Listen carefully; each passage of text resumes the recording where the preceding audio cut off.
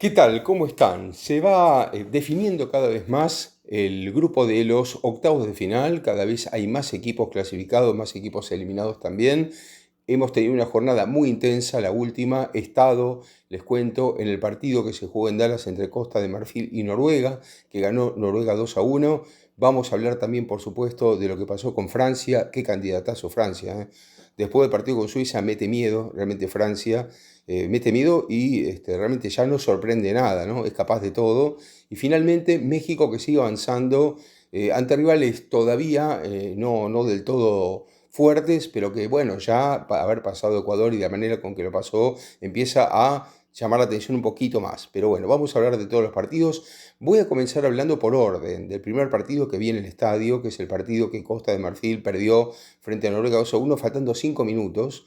Un buen partido, aceptable, tampoco fue la locura, pero un partido bastante aceptable, bien jugado por los dos equipos, yo creo que especialmente bien planteado por Costa de Marfil, que lo que logró es tapar a Noruega, tapar a los jugadores principales. Bueno, en el caso de Odegaard, lo vengo diciendo hace mucho, Odegaard es un jugador técnicamente excelente, que estuvo en la cantera del Madrid, que parece haber madurado, que está en el Arsenal y que salió campeón, pero fíjense que hasta en el Arsenal perdió en un momento el puesto. Porque Odegaard desaparece de los partidos realmente importantes, desaparece así, directamente. No sé si es que se borra o qué le pasa en los partidos, si le pone la responsabilidad, pero no aparece, no aparece demasiado. Sí, en cambio, Noruega tiene otro talento que es Nusa, que es el que termina abriendo el marcador en un momento muy difícil, porque Costa de Marfil tenía tan rodeado a Haaland y a Sorloth que no hacían prácticamente nada. Dos jugadores muy grandotes, Sorloth de contextura física mucho más ancha, Haaland es un jugador más alto, más flaco, no lo voy a describir, casi todos seguramente lo vieron jugar, pero creo que son dos jugadores que si se les encierra, si los ponen prácticamente dentro de una habitación, lógicamente es que no tienen dónde correr y dónde ampliar sus posibilidades, ¿no? Entonces se fueron perdiendo en el camino ante la maraña técnica, porque es una maraña técnica que le puso, no es que se defendió solamente, sino que lo rodeó Costa de Marfil con sus propios jugadores, con muy buenos jugadores como tiene Costa de Marfil. Y bueno, entonces se le fue complicando, pero claro, Costa de Marfil tampoco es que llegaba con tanto peligro. Llegó alguna vez con peligro, pero no tantas veces. Y entonces ante esa situación, el partido lo que le faltaba era eso, goles, hasta que llega esta jugada de otro partido de Nusa, que realmente la pone lejísimo del arco de Fofaná, lejísimo, se estiró Fofaná, pero la puso realmente lejos. Y bueno, ahí se marcó la diferencia y uno pensaba que con el estado físico de Noruega, con lo fuertes que son, la contextura física de los noruegos, ya no podría Costa de Marfil empatar el partido. Sin embargo, llega el empate en otro golazo, un golazo realmente de un gran jugador que pinta para gran estrella futura, que es Amad Diallo. Y me quedaba pensando algo que dijimos ya, cómo tantos jugadores del United, que estaban desahuciados hasta mitad de temporada pasada, terminan destacándose en el Mundial, porque pienso en Bruno Fernández, pienso en Amad Diallo, pienso en Mateus Cunha, cuántos jugadores del United que andan bien. Y esto es una muestra de cómo terminó el United el torneo, ¿no? Nada que ver con cómo empezó, un equipo mucho más seguro de sí mismo, desde que llegó Michael Carrick al equipo, así que desde ese momento me parece que mejoró mucho. Y se nota por esto mismo, bueno, Amad Diallo apareció acá para el empate, y ya todos pensamos en el alargue, realmente pensamos en el alargue por la paridad del partido, cuando faltando 5 minutos simplemente Haaland hizo un gol que no es propio de él, no es lo característico, porque lo que hizo Haaland fue empujar una pelota de un centro, nada más. No es que Haaland hizo demasiado, pero bueno, estaba donde había que estar y los goleadores también tienen que ser así. No siempre los goleadores están para grandes despliegues porque hay partidos que no lo permiten. Este fue uno. Y entonces Noruega termina ganando 2-1, faltando esos 5 minutos, por más que dominó y dominó Costa de Marfil buscando el empate. De cualquier manera, no pudieron. Y además hay que decir que sobre la hora hubo una tajada de Nyland espectacular. Nyland, que yo lo había visto jugar en el Sevilla hasta hace una temporada y realmente muy buen arquero, pero la tapada de Nyland le dio prácticamente el pase a Noruega, así que es un mérito de los goleadores, pero también del arquero, en este caso, el pase de Noruega a los octavos de final, donde va a enfrentar a Brasil en un partido impredecible, porque Noruega es un equipo que ha demostrado ya que gana los partidos importantes, que ha goleado inclusive en algunas oportunidades, y si perdió un partido ante Francia en este torneo fue cuando puso suplentes el entrenador, porque ya tenía los 6 puntos y no necesitó ganar ese partido, y después sí puso tarde a los titulares, o varios titulares. Así que eso tenemos por el lado de Costa de Marfil con Noruega. Después el segundo partido es el que digo yo que, bueno, la gran pregunta, ¿no?, que nos hacemos, ¿quién para Francia? ¿Hay algún equipo capaz de parar a Francia? Bueno, dice Argentina, alguien me puede decir, ganó el Mundial hace 3 años y medio, ganando en una final a Francia. Yo creo, hay que ver qué dicen ustedes, por favor opinen acá abajo los que quieran opinar, me da la sensación de que este equipo francés es mejor que hace 3 años y medio en Qatar. Mucho más completo, mucho más redondo y hasta jugadores que, por ejemplo, supongamos, aquella final, Scaloni muy bien puso a Di María como extremo para complicar a Koundé, porque Koundé tenía debilidad en el lateral. Bueno, este Koundé tiene menos debilidad que en ese momento. Es un Koundé ya acostumbrado y jugó mucho tiempo de lateral derecho y ya hoy es un Koundé que ya no habría que hacer el mismo esquema que en el Mundial pasado, o por lo menos es posible que ese esquema ya no funcione tanto.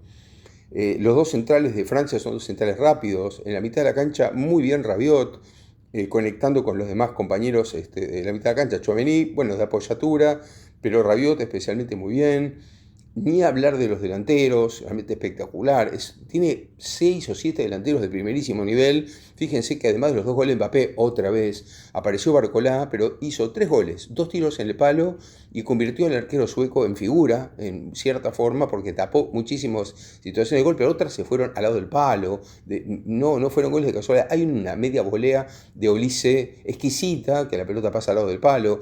Yo creo que es extraordinario en este momento Francia del medio para arriba, va a ser muy difícil de aguantar, es un equipo muy fuerte, que todos hacen goles, están con confianza. Vi cuando salió Mbappé reemplazado, muy bien, porque empezó Deschamps a cuidar a sus jugadores cuando ya el partido estaba definido, me parece muy bien, y ahí le hizo como el sello de reverencia Deschamps a Mbappé, ¿no? Es decir, hasta ese punto se llega, ¿no? Entonces yo creo que están con confianza los franceses, viendo que otra vez pueden estar arriba de todo.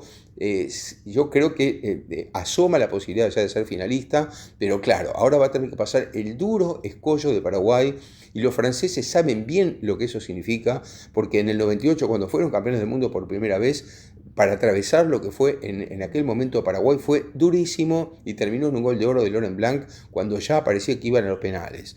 Así que ese es el antecedente y los franceses saben bien de lo que se habla cuando se habla de Paraguay.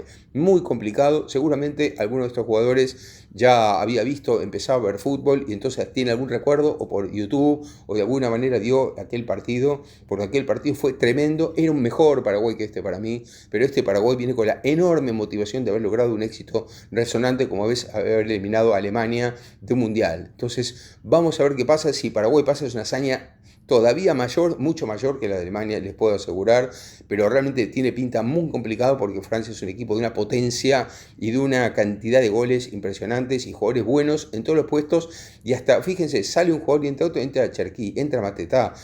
Es increíble, tiene una cantidad de jugadores impresionantes y entonces, bueno, cuesta mucho pensar quién lo puede parar realmente a Francia jugando como Francia está jugando y con la cantidad de goles que marca y con la diferencia de jugadores que marcan goles porque marcan prácticamente todos. Así que Suecia tuvo muy poco que hacer, una Suecia que ya había perdido 5-1 con Holanda, imagínense con Francia, ¿no? Muchísimo peor pudo haber salido y 3-0 es un buen resultado para Suecia, se los puedo asegurar. Y finalmente México-Ecuador. Bueno, México-Ecuador que jugaron en el último turno en México. Yo no entiendo mucho Ecuador, o sea, me parece acertada la táctica de Javier Aguirre en México, que salió a avasallar a Ecuador de primer minuto, pero creo que la gran clave de un cambio que veo, un clic que hizo México dentro de un cierto juego parecido, es la entrada del joven Gilberto Mora, que lo pedía todo el mundo. Es un chico en edad de sub-17 a sub-20, y Gilberto Mora demostró, pero clarísimamente, sus condiciones. Un jugador de un enorme futuro, quizá el gran símbolo del fútbol mexicano del futuro, y que ya lo que hizo, aunque después lo sacaron para que entrara Gutiérrez, que me parece que tiene que ver con pasar a línea de 5 cuando Ecuador necesitó salir a buscar un empate o descontar el partido, pero hasta ese momento Gilberto Mora hizo realmente un montón de cosas importantes. Tiene potencia, tiene remate, tiene habilidad, tiene velocidad porque es joven. Me parece que tiene el desparpajo necesario, ¿no? Y la pide además, es un jugador valiente. Además de Gilberto Mora, creo que hay algunas buenas actuaciones como la de Lira, por ejemplo, o Raúl Jiménez, que hizo una palomita que si era gol, era un golazo en el primer tiempo, y por supuesto Quiñones, que además de marcar un gol otra vez, asistió a Jiménez en el otro gol. Así que realmente México muy bien, pero claro, a México lo que hay que verlo ahora, porque ya veía, por ejemplo, por televisión, la euforia del mexicano diciendo por fin pasó el corte del quinto partido. Si no, amigos, pasó el corte del quinto partido porque hay un partido más. Si no es que México pasó el quinto partido, es que ahora hay 8 y no 7. Entonces el quinto partido equivale al cuarto de antes, ¿entienden? Es decir, esto no es que México está mejor que antes, hasta acá está igual. El gran tema de México, el gran desafío de México es pasar el siguiente partido, que será histórico, pero ahí debe jugar contra el ganador de Inglaterra, República del Congo. Y si es Inglaterra, te quiero ver. Si es Congo, yo le veo más posibilidades. Pero bueno, vamos a esperar. Por ahora México está bien, está jugando más o menos como se debe, está teniendo buenas actuaciones. Creo que va de menor a mayor. Empezó no jugando muy bien contra Sudáfrica, lo dijimos. Fue mejorando después en los otros partidos. Pero creo que este es el partido más redondo ante un Ecuador inentendible. A mí que me perdonen. Ecuador viene de eliminar a Alemania. No es suficiente motivación para salir con todo y ganarle a México también. Es que Ecuador no salió con todo. A mí lo que más me llama la atención no es perder o no. Es que Ecuador no salió con todo lo que puede. No salió con todo lo que tiene. Salió y fue avasallado de primer minuto y no reaccionó como corresponde. Cuando se dio cuenta estaba 2-0 abajo y hasta podía haber estado 3-0 abajo. En ningún momento tuvo esa reacción ante la injusticia o ante la rebeldía ante la posibilidad de quedar eliminado. No lo hizo y entonces, bueno, pagó muy caro y cuando se dio cuenta era muy tarde. En ningún momento pudo dominar en serio el partido. Becachese intentó con Ángelo Preciado por la derecha tratando de abrir la cancha, no alcanzó. No fue un buen partido de Piero Hincapié, sí de Pacho, no de Hincapié, que además termina yéndose expulsado sobre el final del partido. Así que un desastre para Ecuador, que después de tanta ilusión, días más tarde se queda sin nada, con las manos vacías y junto con Uruguay, los dos equipos sudamericanos que ya no tienen chance en este mundial. Vamos a ver qué pasa en las próximas horas. Tenemos muy buenos partidos. Quedan 2 jornadas solamente de 16avos de final y después ya pasaremos a la etapa donde para mí el Mundial empieza a comenzar de verdad. Todavía no sé si decir que el Mundial ya comenzó. El Mundial empieza a comenzar en serio cuando se acerquen los octavos de final y casi diría que entre octavos y cuartos. Pero ya hay algunos partidos de cruces adelantados importantes, por eso lo vamos citando y por eso vamos poniendo en plano cada uno de ellos para aclarar la situación. Quiero también volver con el tema del pedido que hago siempre, de que se unan como miembros del canal. Me parece muy importante que lo hagan. Ya lo hicieron varios, a quienes vuelvo a agradecer mucho. Y le pido por favor que los que pueden se unan. El precio para unirse es el precio de un café mensual. Es realmente bastante accesible y ayudan muchísimo al desarrollo del canal. Hacemos un enorme esfuerzo de venir a cubrir el Mundial, Copas América, Mundial de Clubes. Ustedes saben, lo hacemos y con mucho gusto, pero realmente ayudarían mucho para ese desarrollo.